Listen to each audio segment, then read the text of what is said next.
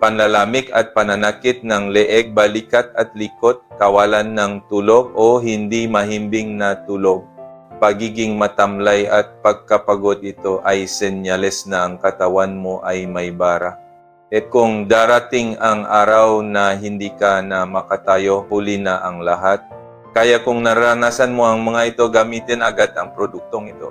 Ito ang langis ng krill mula sa Antarctica. Katas mula sa maliliit na krill na may taglay na phospholipids. Ito ang kailangan ng iyong pagod at baradong katawan. Matapos gamitin, mararamdaman mo ang nakamamanghang pagbabago. Masakit ba ang leeg, balikat, likod? Gamitin agad. Hirap matulog o hindi mahimbing? Gamitin agad. Pagiging matamlay at pagod? Gamitin agad.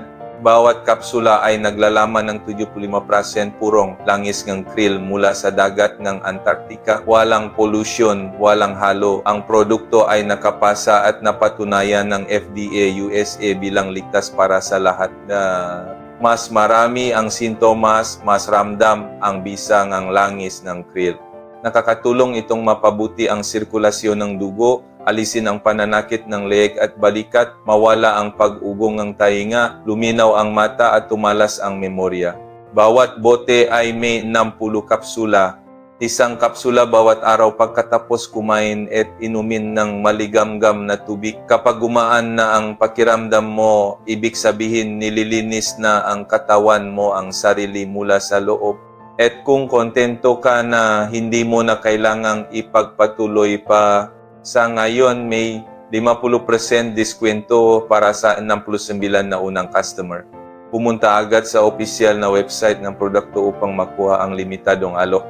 Noon, madalas akong makaranas ng pamamanhid sa kamay at paa, nahirapan sa paglakad, at sumasakit ang tuhod tuwing nagbabago ang panahon. Ang dahilan ay mahina ang daloy ng dugo kaya palagi akong pagod. Pagkatapos irekomenda ng kaibigan ko ang krill oil, halos nawala ang pamamanhid, naging mas maliksi ang tuhod at mas madali na ang paglakad. Talagang nagpapasalamat ako sa produktong ito at inirekomendo ko sa lahat na may parehong problema na subukan ito para mapabuti ang kalusugan. Matagal na akong may nararamdamang pamamanhid sa paa tuwing gabi. Akala ko dahil lang sa pagod, pero lumalala na. Sinubukan ko ang produktong ito at sa loob lang ng ilang araw, gumaan na ang pakiramdam ko, nawala ang kirot, masarap na ulit ang tulog ko. Ngayon, araw-araw ko na itong iniinom para makaiwas sa stroke.